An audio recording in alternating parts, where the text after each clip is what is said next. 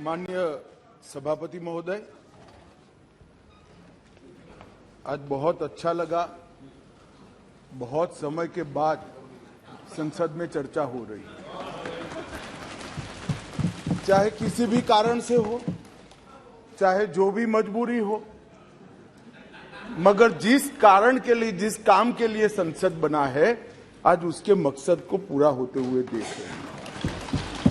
माननीय अध्यक्ष जी, आज जो बिल लेकर मैं सदन के सामने उपस्थित हुआ हूं, अधीर रंजन चौधरी से लेकर सुशील कुमार रिंकू तक 26 सांसदों ने इसमें हिस्सा लिया है। किसने पक्ष में बात करी, किसी ने विपक्ष में बात करी, किसी ने पार्टी लाइन पर बात करी, किसी ने अपने मन की बात करी, परंतु आज चर्चा हुई, इसका मुझे आनंद है। मेरा एक छोटा सा सवाल है ये विपक्ष के सारे मित्रों को कि संसद ने अब तक इस बैठक के अंदर, ये सत्र जब से शुरू हुआ तब तक 9 बिल पास कर लिए। सारे बिल अपनी अपनी जगह बहुत महत्वपूर्ण थे। माननीय अध्यक्ष, हर क्षेत्र के महत्वपूर्ण बिल थे। उसमें इन्होंने कहा पीएम आकर जवाब दे, पीएम आएंगे तभी संसद चलने लगे। आज क्या हो गया है? आज इस बिल में मैं तो स्वागत करता हूं, आपने चर्चा की, मुझे कोई आपत्ति नहीं है। मैं तो चाहता हूं हर रोज ही आ जाइए, परंतु आज क्या हुआ है? क्या डेमोक्रेसी की चिंता है? तो डेमोक्रेसी की चिंता है तो हर एक बिल महत्वपूर्ण है, हर एक बिल महत्वपूर्ण है। क्या देश की चिंता है तो किसानों के लिए भी बिल आया, बाकी सारे विषय के लिए भी बिल आए, मगर कोई नहीं आया। साहब, ना डेमोक्रेसी की चिंता है, ना देश की चिंता है, ना जनता की चिंता है। अपने गठबंधन को बचाने के लिए सारे लोग यहां आए। और आज मुझे कह रहे थे कि भारत आपको देख रहा है। मैं बता रहा हूं कि भारत देख भी रहा है, देखना भी चाहिए। आपके दोहरे चरित्र को भारत देख रहा है। आपके लिए जनता के बिल महत्वपूर्ण नहीं है। हमारे गठबंधन से एक छोटी सी सुपारी जितनी पार्टी भागकर न चली जाए, इसका बहुत बड़ा महत्व है। आपकी प्रायोरिटी बड़ी स्पष्ट हो गई भाई, बहुत स्पष्ट आप लोगों ने ही कर दी। मैं तो कुछ बोला नहीं, चुपचाप सुनता रहा, सबको पढ़ा और सब बड़ी बड़ी दुहाइयां दे रहे थे। अरे भले आदमी, कोई तो सच बोल देता कि हम इसलिए आए हैं कि केजरीवाल जी हमारे गठबंधन से भाग न जाए। माननीय अध्यक्ष जी, खैर उनका जो कारण हो, मणिपुर उनका एब्सेंट रहने का कारण नहीं है। मैंने पहले दिन से यहां कह रहा है, जितनी लंबी चर्चा करनी हो मणिपुर पर, सरकार चर्चा करने के लिए तैयार है। हर चीज का जवाब दिया जाएगा और मैं दूंगा जवाब, मैं दूंगा जवाब। माननीय अध्यक्ष जी, उनको प्रॉब्लम एक ही है कि जनता के मन में भ्रांति खड़ी कर दी जाए। मैं उनको बताता हूं कि जनता है जो सब जानती है, कभी भ्रांति खड़ी नहीं होती है। आज आपने अपने आप को यहां पर एक्सपोज कर दिया है। माननीय अध्यक्ष जी, पूरी चर्चा को मैंने सुना।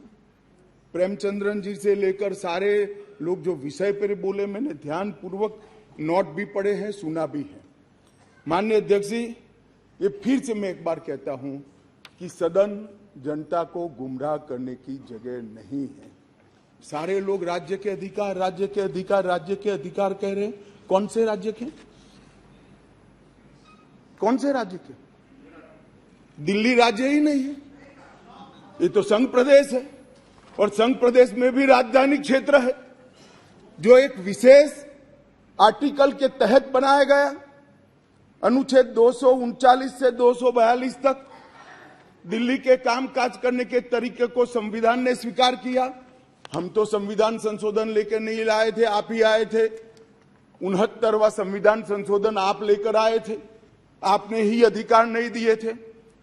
अधिकार, उसके तहत अनुच्छेद 239A3B के तहत संसद को दिल्ली संघ राज्य क्षेत्र या उसके किसी भी भाग के लिए, उसके संबंधित किसी भी विषय के लिए कानून बनाने का पूर्ण अधिकार है।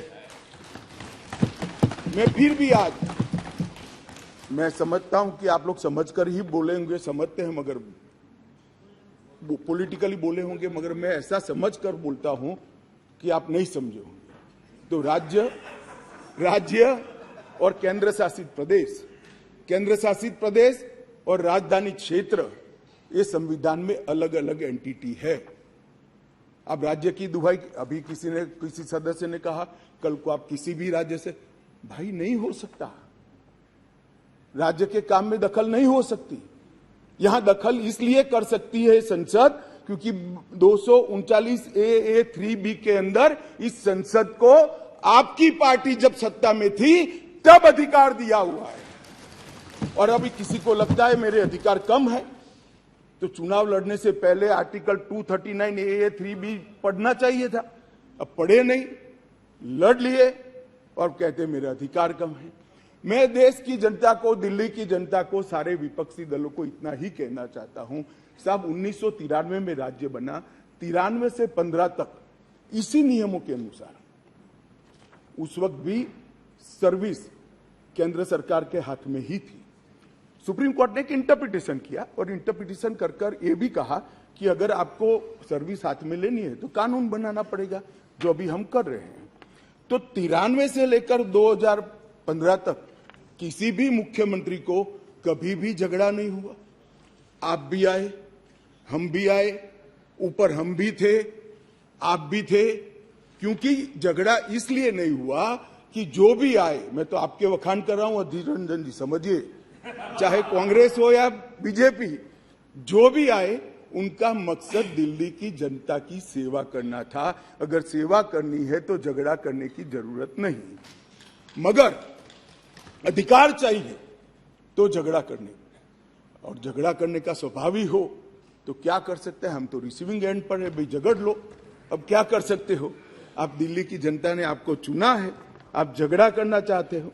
और रूल्स बनाने के पावर के बारे में किसी सदस्य ने कहा, मैं इतना ही कहना चाहता हूं कि रूल्स बनाने के अधिकार, जो एक्ट बनाने का जिसके पास अधिकार है उसी के पास रूल्स बनाने के अधिकार रहते हैं।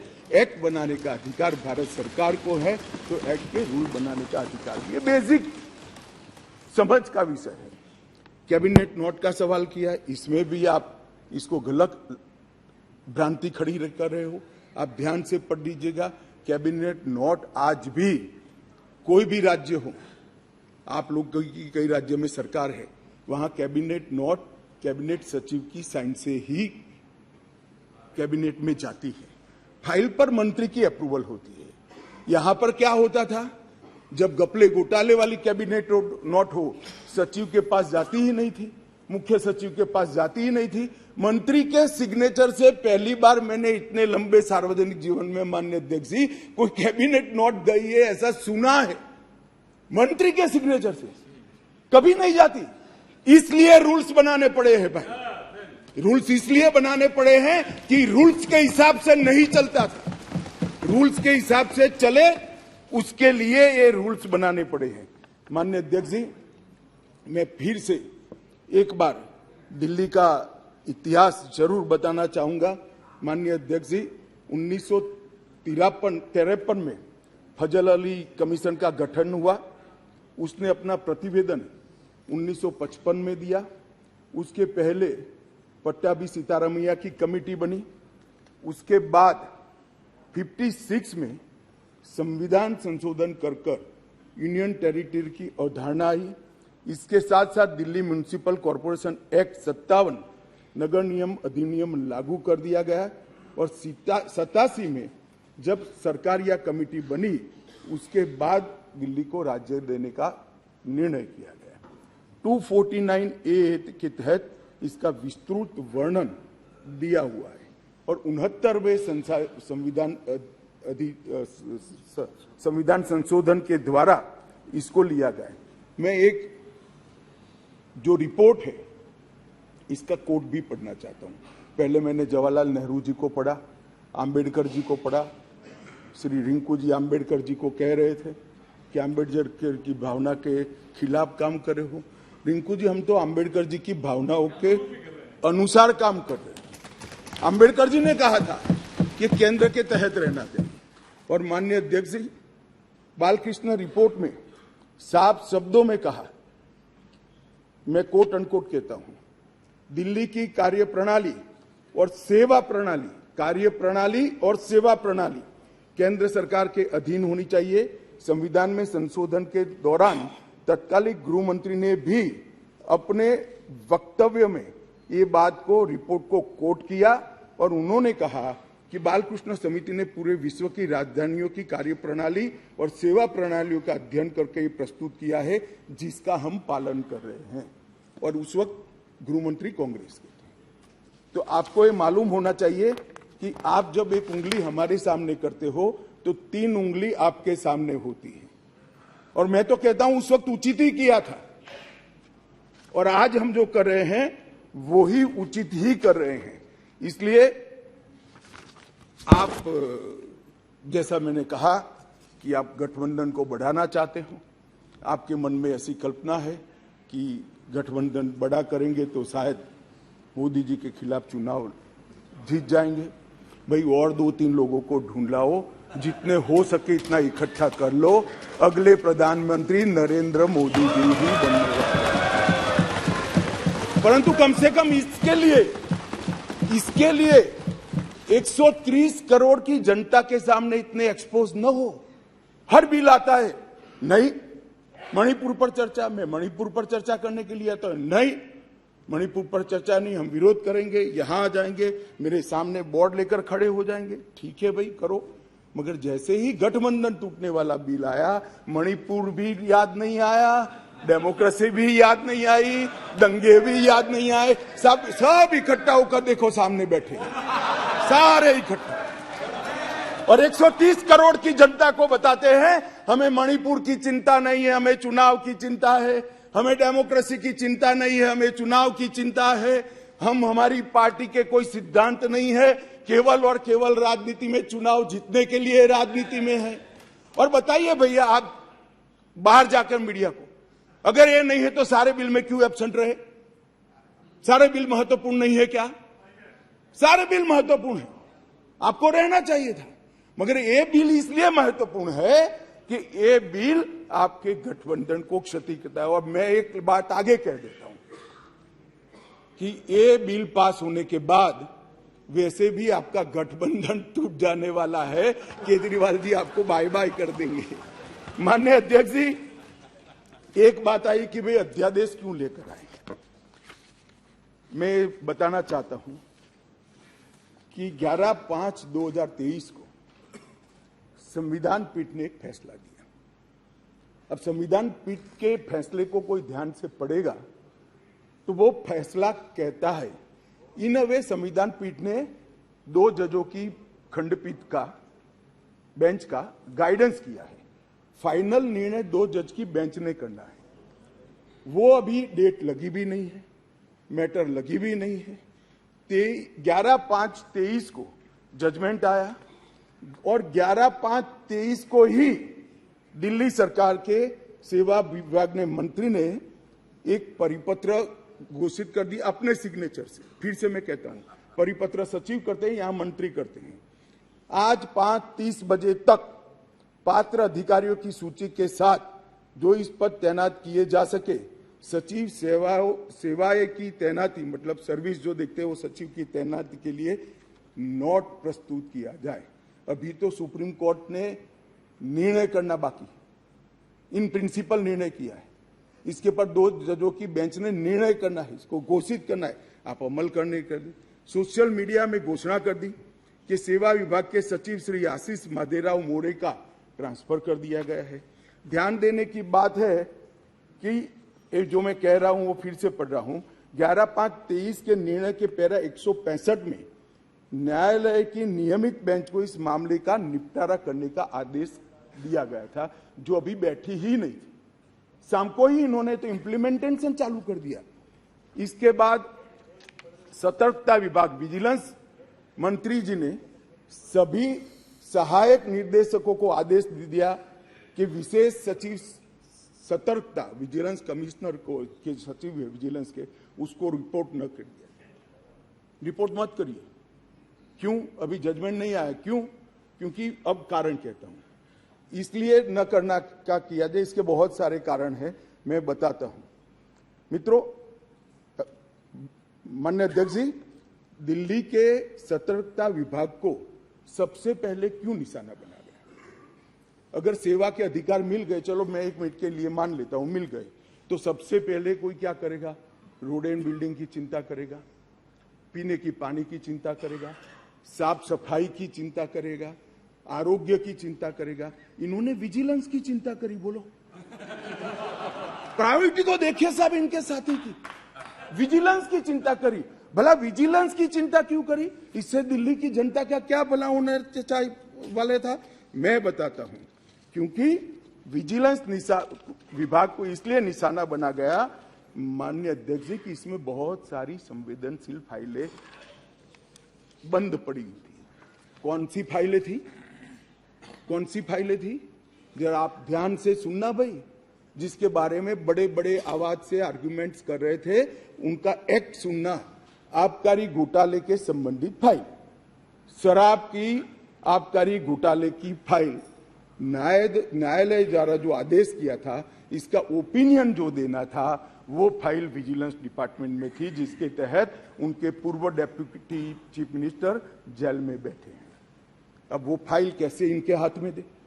मुख्यमंत्री के नए बंगले के निर्माण पर अवैध रूप से हुए खर्चे के संबंधित फाइल, जिसमें स्वयं मुख्यमंत्री फंसते हैं। शीश महल की फाइल दिल्ली सरकार द्वारा उनकी पॉलिटिकल पार्टी ने उसके प्रचार के लिए, सरकार के नहीं, पार्टी के प्रचार के लिए 90 करोड़ रुपया खर्च कर दिया। कोर्ट ने ऑर्डर किया कि वो 90 करोड़ रुपया पार्टी के खजाने से दिल्ली सरकार में भरा जाए। इसकी जांच की फाइल भी ये सतर्कता विभाग में थी। माननीय अध्यक्ष जी, एक फीडबैक यूनिट बना दिया। अब आप संविधान की दुहाई दे रहे हो, ये एक्ट सुधारने के पहले भी लॉ एंड ऑर्डर इनके पास नहीं है, तो उनके पास खुफिया विभाग नहीं हो सकता। उन्होंने फीडबैक यूनिट के नाम से करोड़ों रुपए का खर्च कर एक स्वतंत्र गैरकानूनी खुफिया विभाग खड़ा कर दिया। अब इसकी भी जांच चालू हो गई। वो फाइल भी विजिलेंस में थी। BSES जो बिजली सप्लाई करने वाली कंपनी है और BYPL कंपनियों का 21,000 करोड़ का बकाया था, फिर भी एक इंडस्ट्री को और रुपया दे दिया। उनको 21,000 करोड़ लेना है, वो साइड में रहा और दूसरा पेमेंट कर दिया। इसका भी विजिलेंस में इंक्वायरी चल रहा है। अब ये सारी फाइलों के लिए माननीय अध्यक्ष जी, सतर्कता विभाग को निशाना बना दिया। और ये हमारे दल, मैं तो नहीं मानते सारे दल इसका समर्थन करते होंगे ऐसे काम की, मगर गठबंधन की एक मजबूरी है, इसलिए सारे दल ये सतर्कता विभाग के साथ आज आप पार्टी के साथ जुड़ गए। माननीय अध्यक्ष जी, एक कहा कि भाई सत्र बुलाने का। माननीय अध्यक्ष जी, सभी दलों की कहीं ना कहीं पार्टियां रही। मैं इनको ये कहना चाहता हूं कि आपने असेंबली, एक भी असेंबली ऐसी दिखी है जिसका सत्र अवसान ही न हो? माननीय अध्यक्ष जी, सत्र आहूत होता है, आप सत्र अवसान यहां करते हो, राष्ट्रपति महोदया साइन करती है और सत्र का अवसान होता है, नए सत्र का फिर से आहूत किया जाए। एक असेंबली देश में ऐसी है, दिल्ली संघ राज्य क्षेत्र की, जिसका सत्र अवसान ही नहीं होता है, चालू ही रहती है। और जब भी पॉलिटिकल भाषण देना है, रिस्पॉन्सिबिलिटी से भागना है, सदन के विशेषाधिकार का उपयोग करना है, किसी को गाली गलौज करना है, तो आधे दिन का सत्र बुलाकर गाली बोलकर फिर से सत्र निलंबित कर देते हैं। सत्र का अवसान ही नहीं होता है। मान्य देखिए, ऐसी कोई सरकार देखी है आपने? मैं इसलिए कह रहा हूं, इनको बताता हूं आप किसका समर्थन कर रहे हो, किस व्यवस्था का समर्थन कर रहे हो माननीय अध्यक्ष जी। और देश की जनता को ये सब मालूम है।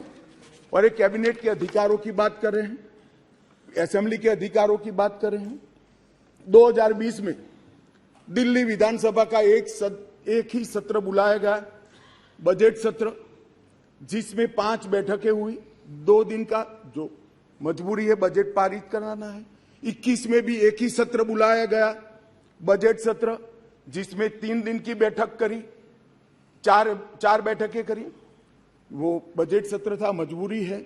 2022 में एक ही सत्र बुलाया गया, बजट सत्र, क्योंकि मजबूरी है, बजट पारित करना है। और 2023 में भी एक सत्र बुलाया गया, बजट सत्र। इसके अलावा विधानसभा ही नहीं बुलाई माननीय अध्यक्ष जी।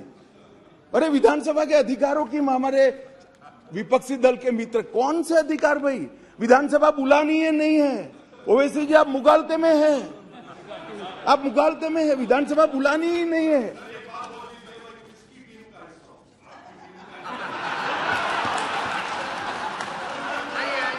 ऐसा है ओवैसी जी, मैं तो चाहता हूं आप अपनी स्वयं टीम बनाओ। अब वो परेशान है, इसलिए कहता हूं, मैं चाहता हूं आप अपनी स्वयं, आपके मुद्दे सबसे अलग है। माननीय अध्यक्ष जी, मैं अब कैबिनेट बैठक पर आता हूं। 2022 के लिए 2022 में सिर्फ 6 कैबिनेट बैठक बुलाई गई, सिर्फ 6 ही बैठक पूरे साल में। इसमें से 3 बैठक बजट संबंधी थी और 1 बैठक एक कंपनी को फायदा करने के लिए बुलाई गई। तो एक्चुअल में देखे तो 2 बैठक बुलाई गई। माननीय अध्यक्ष जी, 2023 में 2 ही बैठक अब तक बुलाई गई है, दोनों बैठक बजट के लिए। अब ये कैबिनेट की बात कर रहे हैं भैया, कैबिनेट बुलाते नहीं है, वही तकलीफ है दिल्ली की जनता को। ये तो बुलाते ही नहीं कैबिनेट। हम तो चाहते हैं कैबिनेट बुलाया जाए। अब किसका समर्थन कर रहे हो? गठबंधन करना चाहिए, सबको जोड़ना चाहिए, हम भी चलाते हैं, मगर ऐसे एक भी बिल में चर्चा नहीं करना और इसमें खड़े हो जाना। माननीय अध्यक्ष जी, शॉपिंग फेस्टिवल आयोजित करने के लिए विज्ञापन के नाम पर करोड़ों रुपया खर्च कर दिए। इसमें भी कोर्ट ने स्ट्रिक्चर किया। केग का रिपोर्ट 2 साल से सदन में नहीं रखते हैं, संवैधानिक प्रोविजन है। आप हमें संविधान सिखाते हो, जरा आपके साथी को सिखा दो कि केग के रिपोर्ट को आप छुपा नहीं सकते हो। 2 साल से साहब केग का रिपोर्ट नहीं छुपाते, सदन के पटल पर नहीं रखते। बोलो क्या ये संवैधानिक प्रावधान है? माननीय अध्यक्ष जी, RRTS, AIIMS, UER, IIT Delhi, इस जैसी संस्थाओं के 13 परमिशन वहां लंबित है, नहीं देते हैं। उनको डर है कि ये सब होगा है तो मोदी जी बड़े लोकप्रिय हो जाएंगे। मैं इनकी सरकार चलाने का तरीका बताता हूं माननीय अध्यक्ष जी। 5G टेक्नोलॉजी लाने के लिए 2016 के एक अधिनियम बनाए। देश के सारे राज्यों ने, इवन DMK ने भी इसको एक्सेप्ट कर लिया, परंतु दिल्ली नहीं करता है क्योंकि उनको विकास से कोई सरोकार नहीं है। माननीय अध्यक्ष जी, 2013 से जो सिविल सर्विस बोर्ड की हमने रचना की, इसको लेकर ये आगे गए। माननीय अध्यक्ष जी, मैं सदन के सामने और आपके माध्यम से देश की जनता को बड़ी विनम्रता के साथ कहना चाहता हूं कि ये अध्यादेश और बाद में अब जो बिल में कन्वर्ट हो रहा है, वो विधेयक लेकर मैं आया हूं, ये संपूर्णतया संविधान सम्मत है और केवल दिल्ली की जनता के कल्याण के उद्देश्य से बनाया गया है। हमारा कोई राजनीतिक उद्देश्य इसके लिए नहीं है। माननीय अध्यक्ष जी, मैं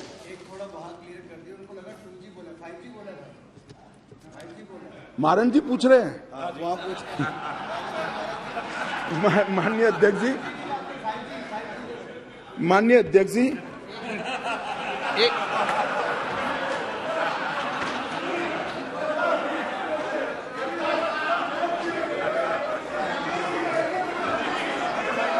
भाई ये भी खड़े हो गए, मैं क्या करूं? ये भी खड़े हो गए। सदन की कार्रवाई इस विषय की समाप्ति तक बढ़ाई जाती है। माननीय गृह मंत्री जी,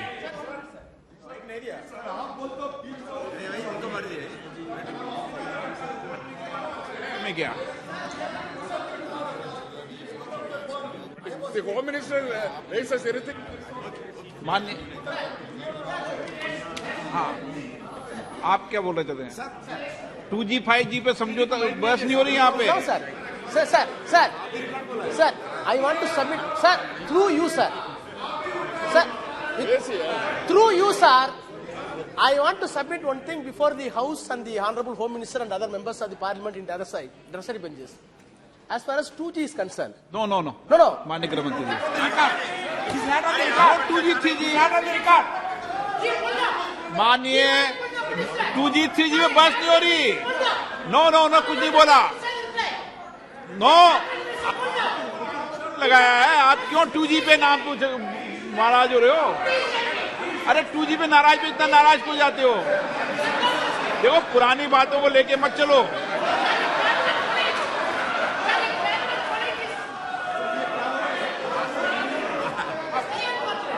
वो 2G अध्यक्ष जी रिकॉर्ड पर नहीं है, बता दीजिए इनको। देखिए, वो रिकॉर्ड में नहीं है। आप क्यों रिकॉर्ड में लाना चाहते हो बात? अरे ऑनरेबल मेंबर, वो रिकॉर्ड में नहीं है। आप क्यों रिकॉर्ड में लाना चाहते हो बात? ऑनरेबल मेंबर, वो रिकॉर्ड में नहीं है। Okay, no record. ओके, माननीय गृह मंत्री जी,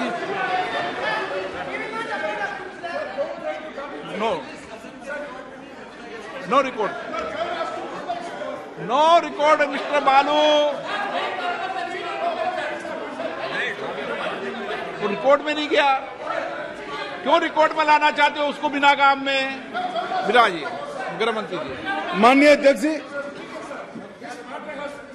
बालू जी, चलो आप कहेंगे जब 2G 3G पे चर्चा करा लेंगे। अभी गृह मंत्री जी की चर्चा करने दो। हाँ जी, मैं करता हूँ बाद में। ओके, बालू जी, रिकॉर्ड पर नहीं है। प्लीज, रिकॉर्ड पर नहीं है। रिकॉर्ड में नहीं है। माननीय अध्यक्ष जी, कुछ सदस्यों ने टिप्पणियां करी है, मैं जरूर जवाब देना चाहता हूं। मैं तो सीधा साधा भाषण करने आया था नियमों के अनुसार, मगर राजनीतिक टिप्पणियां कर गई तो मुझे जवाब देना पड़ेगा। माननीय अध्यक्ष, राजीव रंजन जी ने कहा कि लोकलाज होनी चाहिए, लोकलाज होनी चाहिए। राजीव रंजन जी, लोकलाज आप तो मत ही बोलिए, क्योंकि जिस चारा घोटाले को लेकर बिहार की जनता के सामने गए थे, आज चारा घोटाला करने वालों के साथ आप बैठे और फिर से गठबंधन के लिए। लोकलाज आपके मुंह में अच्छा नहीं लगता। माननीय अध्यक्ष जी, ये जो गठबंधन बना है यूपीए का, ये यूपीए का गठबंधन नहीं है, ये सत्ता के स्वार्थ के लिए बना है। बंगाल में माननीय अध्यक्ष जी, कम्युनिस्ट पार्टी, तृणमूल कांग्रेस और कांग्रेस तीनों लड़ती हैं। हर रोज ममता जी को हमारे अधीर रंजन जी क्वेश्चन करते रहते हैं, मगर बेंगलोर में साथ में बैठेंगे। जेडीयू और आरजेडी, जेडीयू का जन्म ही, माननीय अध्यक्ष जी, जेडीयू का जन्म ही आरजेडी का विरोध करने के लिए हुआ।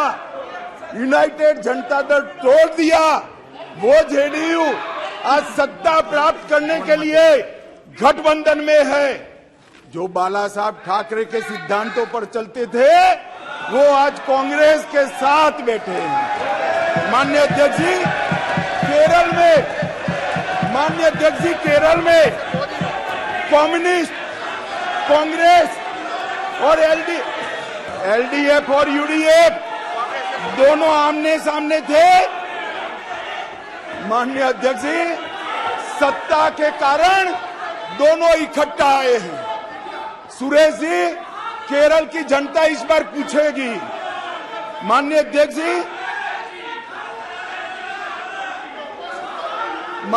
जी, मैंने दयानिधि मारन जी को सुना, बहुत पैशन के साथ संविधान की दुहाई दे रहे थे। मारन साहब, आपको संविधान की चिंता नहीं है, एन मन एन मक्कल से आप डरे हुए हो। हमारी जो यात्रा शुरू हुई है, इसने डर खड़ा किया है। माननीय अध्यक्ष जी,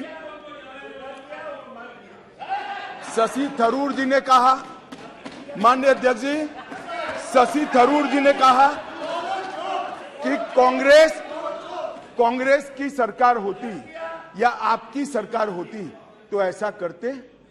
भाई, कांग्रेस की सरकार और हमारी सरकार दोनों दिल्ली में रहा था, मगर हमने ऐसा किया ही नहीं था, तो ऐसा करने का सवाल ही पैदा नहीं हो रहा। बहुत अच्छे तरीके से चलता था, कोई झगड़ा नहीं था। माननीय अध्यक्ष जी, मैं अंत में इतना ही कहना चाहता हूं, अभी भी समय है, वोटिंग बाकी है, यही समय है, सही समय है।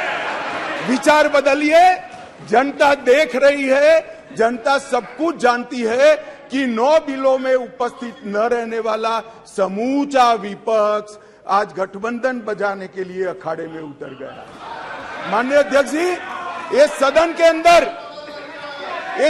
अंदर निहित स्वार्थनीतिक उद्देश्यों के कारण ना भाषण देने चाहिए, ना वोटिंग करनी चाहिए। सदन के अंदर वोटिंग 130 करोड़ की जनता के भले के लिए करनी चाहिए। मैं अंत में फिर से अपील करता हूं कि अभी भी जनता देख रही है, यही समय है मन बदलने का। एक बार मन बदल दीजिए तो शायद जनता यूपीए के पाप माफ भी कर दे। अध्यक्ष जी, सभी का बहुत बहुत सर।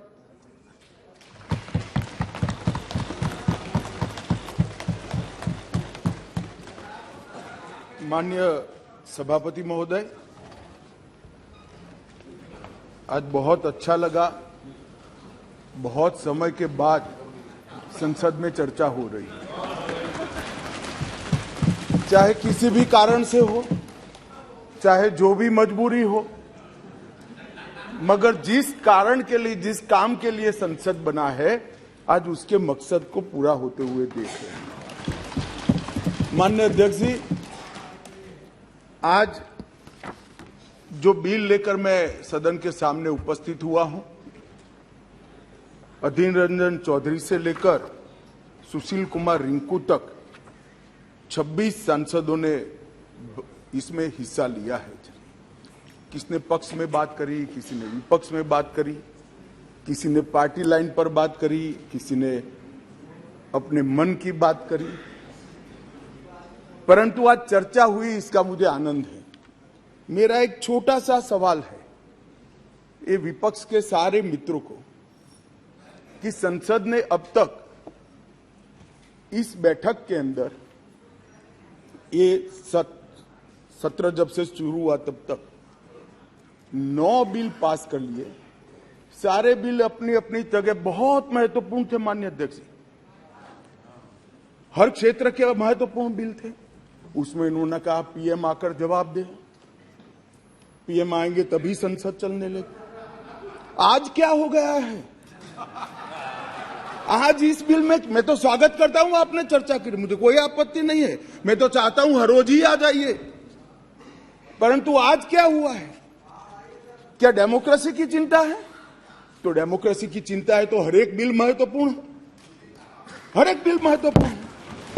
क्या देश की चिंता है तो किसानों के लिए भी बिल आया, बाकी सारे विषय के लिए भी बिल आए, मगर कोई नहीं आया।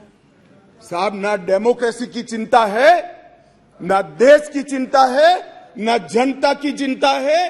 अपने गठबंधन को बचाने के लिए सारे लोग यहां आए। और आज मुझे कह रहे थे कि भारत आपको देख रहा है। मैं बता रहा हूं कि भारत देख भी रहा है, देखना भी चाहिए। आपके दोहरे चरित्र को भारत देख रहा है। आपके लिए जनता के बिल महत्वपूर्ण नहीं है। हमारे गठबंधन से एक छोटी सी सुपारी जितनी पार्टी भागकर न चली जाए, इसका बहुत बड़ा महत्व है।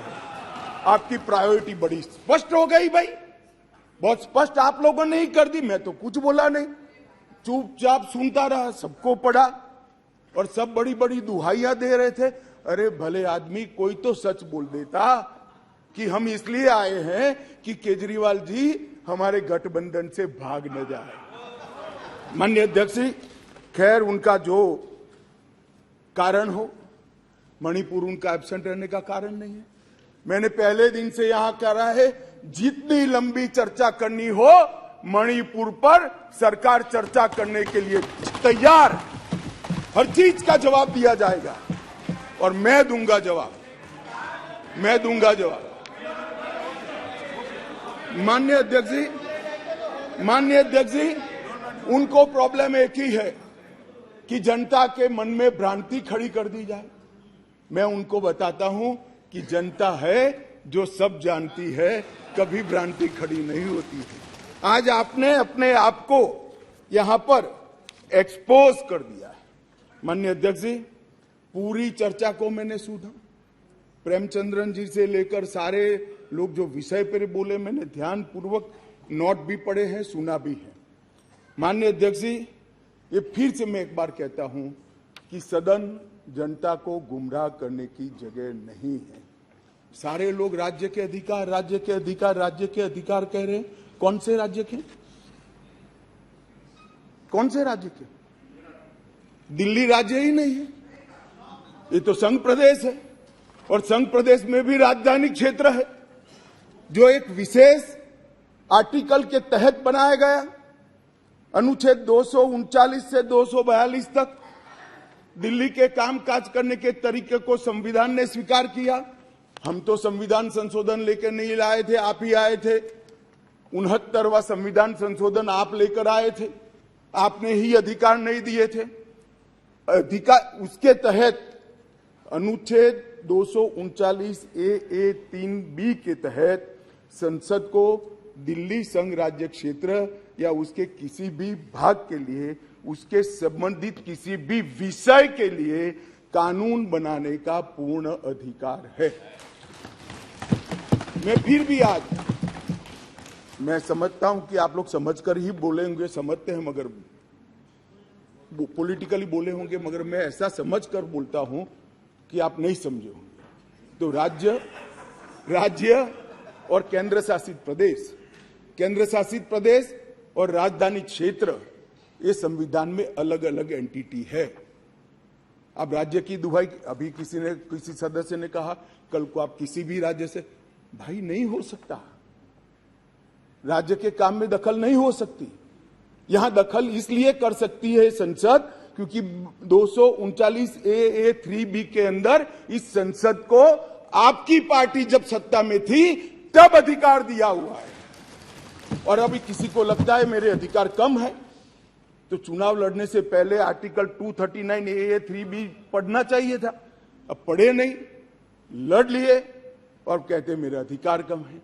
मैं देश की जनता को, दिल्ली की जनता को, सारे विपक्षी दलों को इतना ही कहना चाहता हूं, साहब 1993 में राज्य बना, 93 से 15 तक इसी नियमों के अनुसार उस वक्त भी सर्विस केंद्र सरकार के हाथ में ही थी। सुप्रीम कोर्ट ने एक इंटरप्रिटेशन किया और इंटरप्रिटेशन कर ये भी कहा कि अगर आपको सर्विस हाथ में लेनी है तो कानून बनाना पड़ेगा, जो अभी हम कर रहे हैं। तो 93 से लेकर 2015 तक किसी भी मुख्यमंत्री को कभी भी झगड़ा नहीं हुआ। आप भी आए, हम भी आए, ऊपर हम भी थे, आप भी थे, क्योंकि झगड़ा इसलिए नहीं हुआ कि जो भी आए, मैं तो आपके वखान कर रहा हूं अधीर रंजन जी, समझिए, चाहे कांग्रेस हो या बीजेपी, जो भी आए उनका मकसद दिल्ली की जनता की सेवा करना था। अगर सेवा करनी है तो झगड़ा करने की जरूरत नहीं, मगर अधिकार चाहिए तो झगड़ा करने, और झगड़ा करने का स्वभाव ही हो तो क्या कर सकते हैं। हम तो रिसीविंग एंड पर है, भाई झगड़ लो, अब क्या कर सकते हो। आप दिल्ली की जनता ने आपको चुना है, आप झगड़ा करना चाहते हो। और रूल्स बनाने के पावर के बारे में किसी सदस्य ने कहा, मैं इतना ही कहना चाहता हूं कि रूल्स बनाने के अधिकार, जो एक्ट बनाने का जिसके पास अधिकार है उसी के पास रूल्स बनाने के अधिकार रहते हैं। एक्ट बनाने का अधिकार भारत सरकार को है, तो एक्ट के रूल बनाने का अधिकार, ये बेसिक समझ का विषय है। कैबिनेट नोट का सवाल किया, इसमें भी आप इसको गलत भ्रांति खड़ी कर रहे हो। आप ध्यान से पढ़ लीजिएगा, कैबिनेट नोट आज भी कोई भी राज्य हो, आप लोग की कई राज्य में सरकार है, वहां कैबिनेट नोट कैबिनेट सचिव की साइन से ही कैबिनेट में जाती है। फाइल पर मंत्री की अप्रूवल होती है।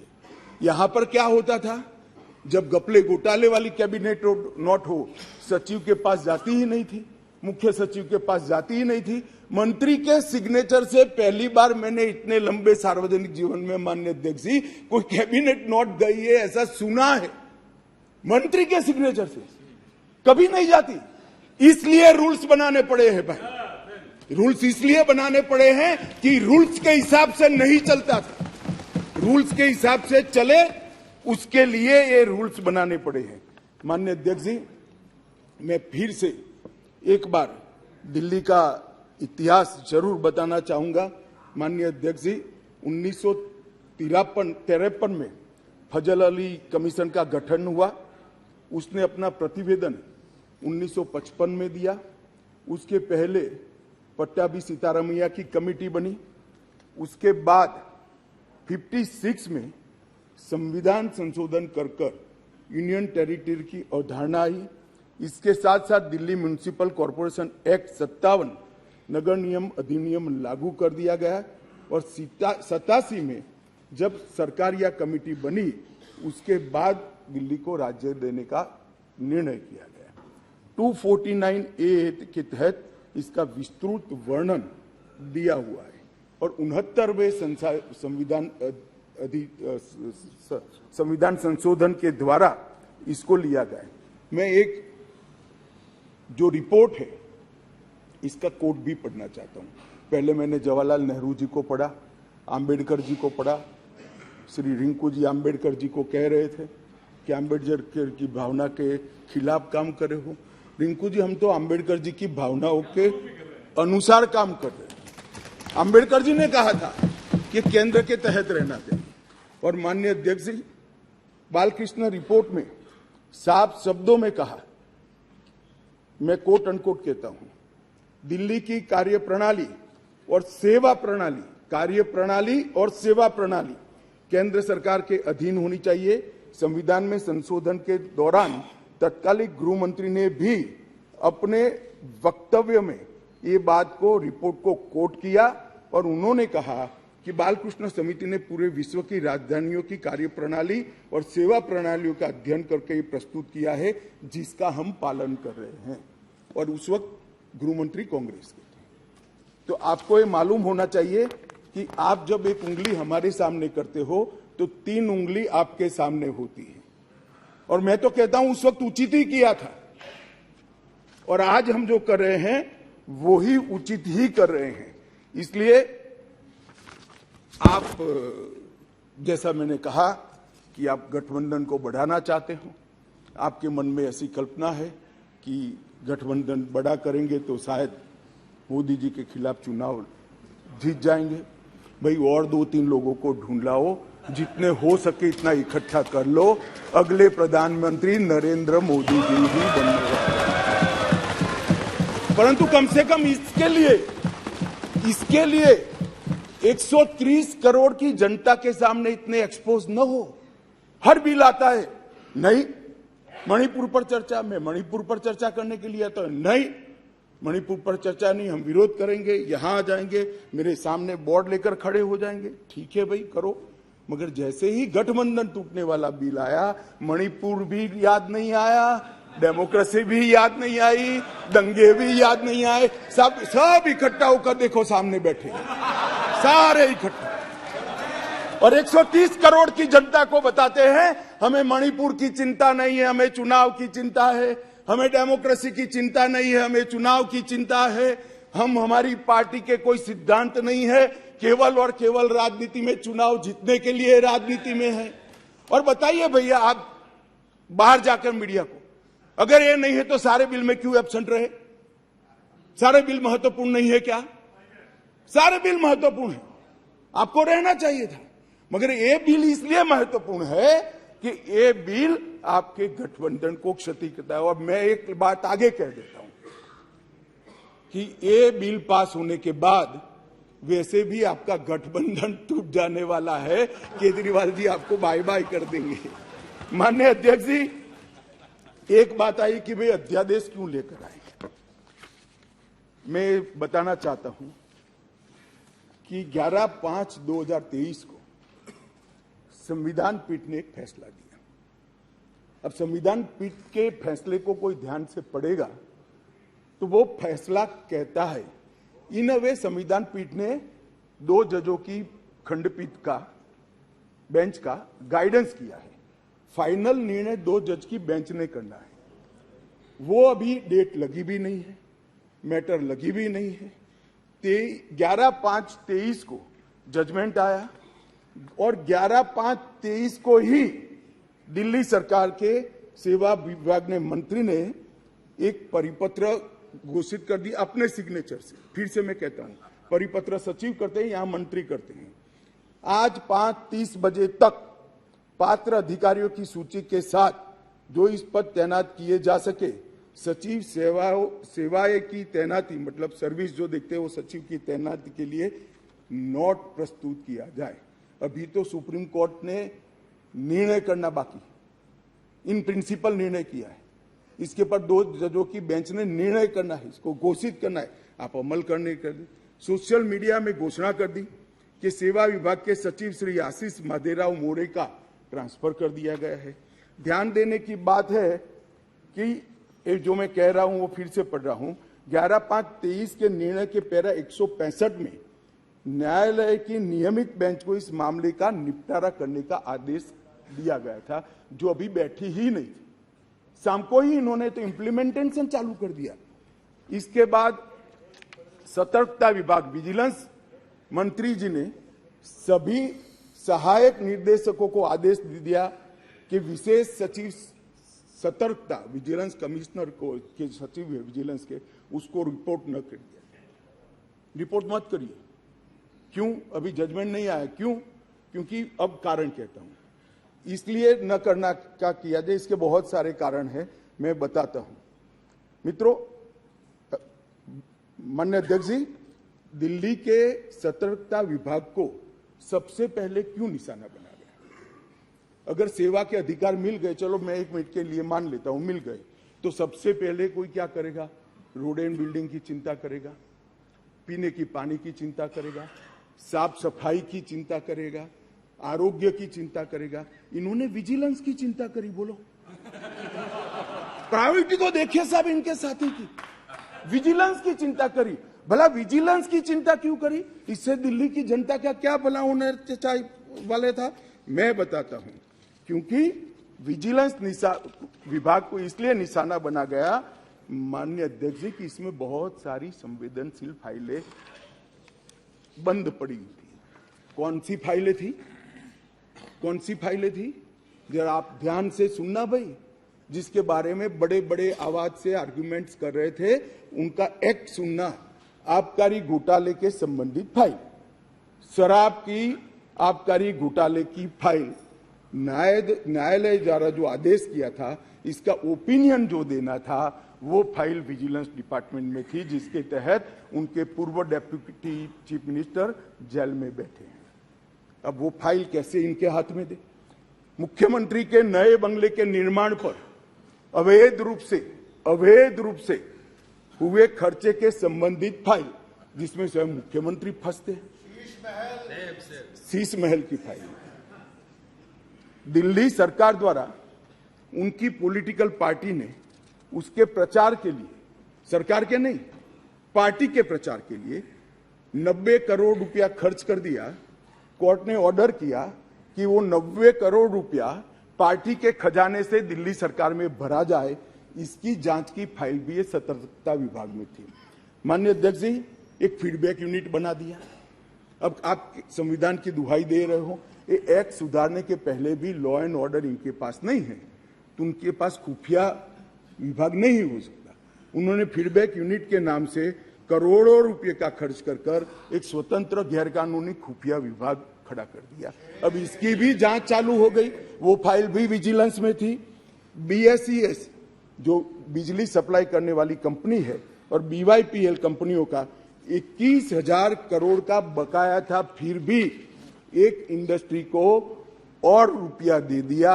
उनको 21,000 करोड़ लेना है, वो साइड में रहा और दूसरा पेमेंट कर दिया। इसका भी विजिलेंस में इंक्वायरी चल रहा है। अब ये सारी फाइलों के लिए माननीय अध्यक्ष जी, सतर्कता विभाग को निशाना बना दिया और ये हमारे दल, मैं तो नहीं मानते सारे दल इसका समर्थन करते होंगे ऐसे काम की, मगर गठबंधन की एक मजबूरी है, इसलिए सारे दल ये सतर्कता विभाग के साथ आज आप पार्टी के साथ जुड़ गए। माननीय अध्यक्ष जी, माननीय अध्यक्ष जी, एक कहा कि भाई सत्र बुलाने का, माननीय अध्यक्ष जी, सभी दलों की कहीं ना कहीं पार्टियां रही।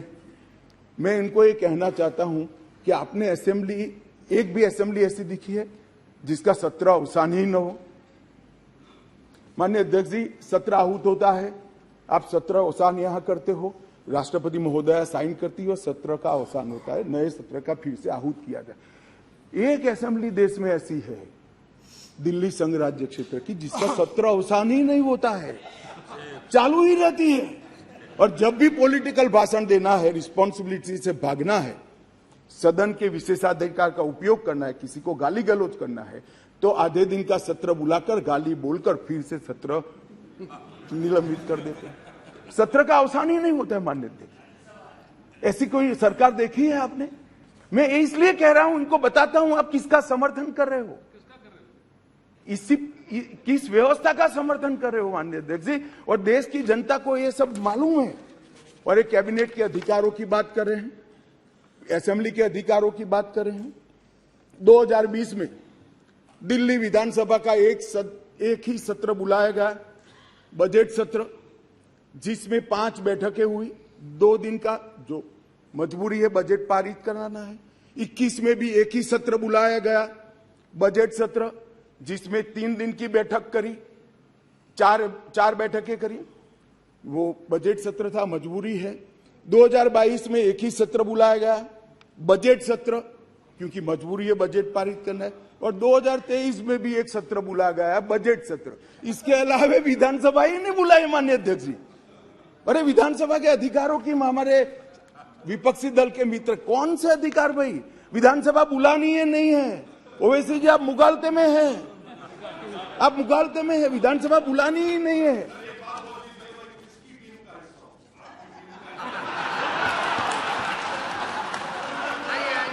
ऐसा है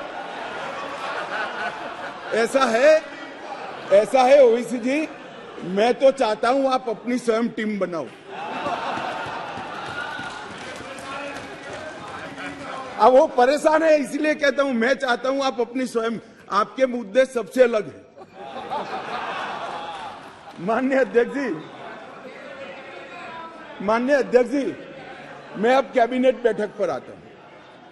2022 के लिए 2022 में सिर्फ 6 कैबिनेट बैठक बुलाई गई, सिर्फ 6 ही बैठक पूरे साल में। इसमें से 3 बैठक बजट संबंधी थी और 1 बैठक एक कंपनी को फायदा करने के लिए बुलाई गई। तो एक्चुअल में देखे तो 2 बैठक बुलाई गई।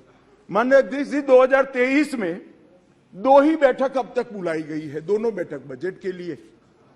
अब ये कैबिनेट की बात कर रहे हैं, भैया कैबिनेट बुलाते नहीं है, वही तकलीफ है दिल्ली की जनता को, ये तो बुलाते ही नहीं कैबिनेट।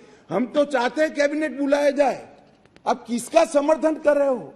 गठबंधन करना चाहिए, सबको जोड़ना चाहिए, हम भी चलाते हैं, मगर ऐसे एक भी बिल में चर्चा नहीं करना और इसमें खड़े हो जाना।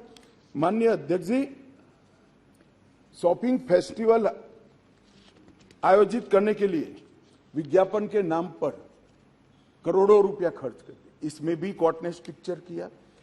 केग का रिपोर्ट 2 साल से सदन में नहीं रखते हैं, संविधानिक प्रोविजन है। आप हमें संविधान सिखाते हो, जरा आपके साथी को सिखा दो कि केग के रिपोर्ट को आप छुपा नहीं सकते हो। 2 साल से साहब केग का रिपोर्ट नहीं छुपा, सदन के पटल पर नहीं रखते। बोलो क्या ये संविधानिक प्रावधान है? माननीय अध्यक्ष जी, RRTS, AIIMS, UER, IIT Delhi, इस जैसी संस्थाओं के 13 परमिशन वहां लंबित है, नहीं देते हैं। उनको डर है कि ये सब होगा है तो मोदी जी बड़े लोकप्रिय हो जाएंगे। मैं इनकी सरकार चलाने का तरीका बताता हूं माननीय अध्यक्ष जी। 5G टेक्नोलॉजी लाने के लिए 2016 के एक अधिनियम बनाए, देश के सारे राज्यों ने, इवन DMK ने भी इसको एक्सेप्ट कर लिया। परंतु दिल्ली नहीं करता है क्योंकि उनको विकास से कोई सरोकार नहीं है। माननीय अध्यक्ष जी,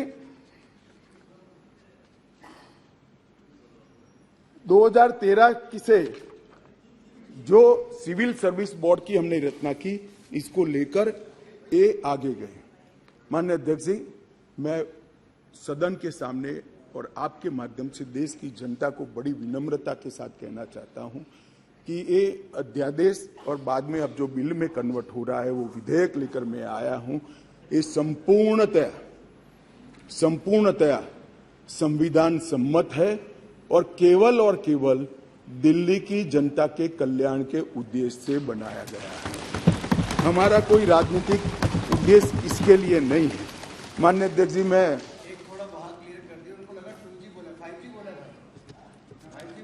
मारन जी पूछ रहे हैं, माननीय अध्यक्ष जी,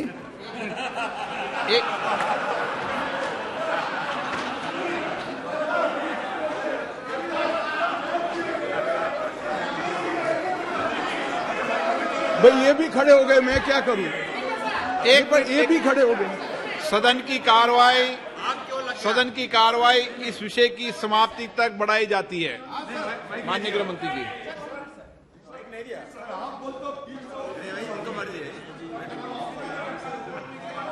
मैं क्या The Home Minister raises everything. माननीय, हाँ, आप क्या बोल रहे थे? 2G 5G पे समझौता बहस नहीं हो रही यहाँ पे। No, sir. Sir, I want to submit, sir, through you, sir. Through you, sir, I want to submit one thing before the House and the Honorable Home Minister and other members of the Parliament in the other side, adversary benches. As far as 2G is concerned. No. माननीय गृह मंत्री जी, 2G 3G माननीय 2G 3G में बहस नहीं हो रही। No, कुछ नहीं बोला। नो लगाया है। आप क्यों 2G पे नाम पूछ नाराज हो रहे हो? अरे 2G पे नाराज पे इतना नाराज क्यों जाते हो? देखो, पुरानी बातों को लेके मत चलो।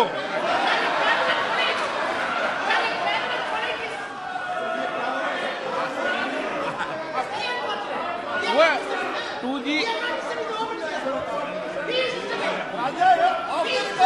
अध्यक्ष जी रिकॉर्ड पर नहीं है, बता दीजिए इनको। देखिए, वो रिकॉर्ड पे नहीं है, आप क्यों रिकॉर्ड पे लाना चाहते हो बात? अरे ऑनरेबल मेंबर, वो रिकॉर्ड में नहीं है, आप क्यों रिकॉर्ड में लाना चाहते हो बात? ऑनरेबल मेंबर, वो रिकॉर्ड में नहीं है। Okay, no record. ओके, माननीय गृह मंत्री जी,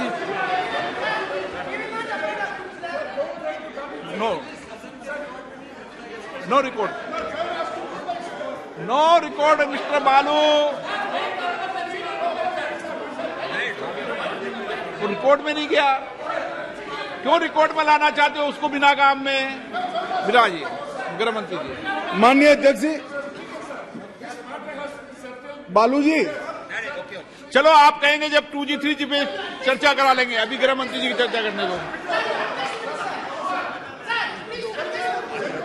हाँ जी, मैं करता हूं बाद में। ओके, बालू जी, रिकॉर्ड पर नहीं है, प्लीज। रिकॉर्ड पर नहीं है, रिकॉर्ड में नहीं है। माननीय अध्यक्ष जी, कुछ सदस्यों ने टिप्पणियां करी है, मैं जरूर जवाब देना चाहता हूं। मैं तो सीधा साधा भाषण करने आया था नियमों के अनुसार, मगर राजनीतिक टिप्पणियां कर गई तो मुझे जवाब देना पड़ेगा। माननीय अध्यक्ष, राजीव रंजन जी ने कहा कि लोकलाज होनी चाहिए, लोकलाज होनी चाहिए। राजीव रंजन जी, लोकलाज आप तो मत ही बोलिए, क्योंकि जिस चारा घोटाले को लेकर बिहार की जनता के सामने गए थे, आज चारा घोटाला करने वालों के साथ आप बैठे और फिर से गठबंधन के लिए। लोकलाज आपके मुंह में अच्छा नहीं लगता। माननीय अध्यक्ष जी, ये जो गठबंधन बना है यूपीए का, ये यूपीए का गठबंधन नहीं है, ये सत्ता के स्वार्थ के लिए बना है। बंगाल में माननीय अध्यक्ष जी, कम्युनिस्ट पार्टी, तृणमूल कांग्रेस और कांग्रेस तीनों लड़ती है। हर रोज ममता जी को हमारे अधीर रंजन जी क्वेश्चन करते रहते हैं, मगर बेंगलोर में साथ में बैठेंगे। जेडीयू और आरजेडी, जेडीयू का जन्म ही, माननीय अध्यक्ष जी, जेडीयू का जन्म ही आरजेडी का विरोध करने के लिए हुआ। यूनाइटेड जनता दल तोड़ दिया, वो जेडीयू आज सत्ता प्राप्त करने के लिए गठबंधन में है। जो बाला साहब ठाकरे के सिद्धांतों पर चलते थे, वो आज कांग्रेस के साथ बैठे हैं। माननीय अध्यक्ष जी, केरल में, माननीय अध्यक्ष जी, केरल में कम्युनिस्ट, कांग्रेस और एलडीएफ और यूडीएफ दोनों आमने सामने थे। माननीय अध्यक्ष जी, सत्ता के कारण दोनों इकट्ठा आए हैं। सुरेश जी, केरल की जनता इस बार पूछेगी। माननीय अध्यक्ष जी,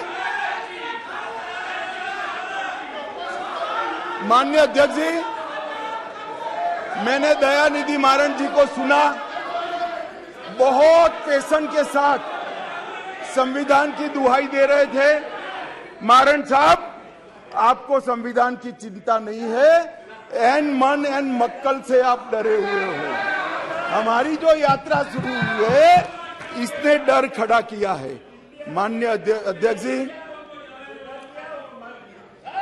शशि थरूर जी ने कहा, माननीय अध्यक्ष जी, शशि थरूर जी ने कहा कि कांग्रेस की सरकार होती या आपकी सरकार होती तो ऐसा करते। भाई, कांग्रेस की सरकार और हमारी सरकार दोनों दिल्ली में रहा था, मगर हमने ऐसा किया ही नहीं था, तो ऐसा करने का सवाल ही पैदा नहीं होगा। बहुत अच्छे तरीके से चलता था, कोई झगड़ा नहीं था। माननीय अध्यक्ष जी, मैं अंत में इतना ही कहना चाहता हूं, अभी भी समय है, वोटिंग बाकी है, यही समय है, सही समय है। विचार बदलिए, जनता देख रही है, जनता सब कुछ जानती है कि 9 बिलों में उपस्थित न रहने वाला समूचा विपक्ष आज गठबंधन बजाने के लिए अखाड़े में उतर गया। माननीय अध्यक्ष जी, इस सदन के अंदर निहित स्वार्थनीतिक उद्देश्यों के कारण ना भाषण देने चाहिए, ना वोटिंग करनी चाहिए। सदन के अंदर वोटिंग 130 करोड़ की जनता के भले के लिए करनी चाहिए। मैं अंत में फिर से अपील करता हूं कि अभी भी जनता देख रही है, यही समय है मन बदलने का। एक बार मन बदल दीजिए तो शायद जनता यूपीए के पाप माफ भी कर दे। अध्यक्ष जी, सभी का बहुत बहुत सर।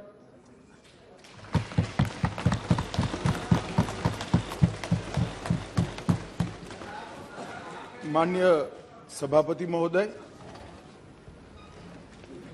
आज बहुत अच्छा लगा, बहुत समय के बाद संसद में चर्चा हो रही है।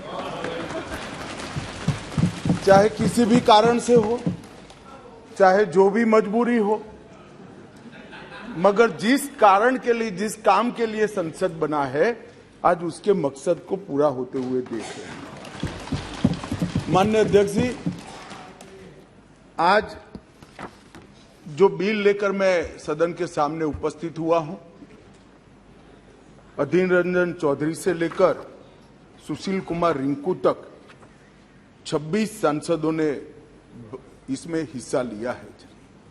किसने पक्ष में बात करी, किसी ने विपक्ष में बात करी, किसी ने पार्टी लाइन पर बात करी, किसी ने अपने मन की बात करी, परंतु आज चर्चा हुई, इसका मुझे आनंद है।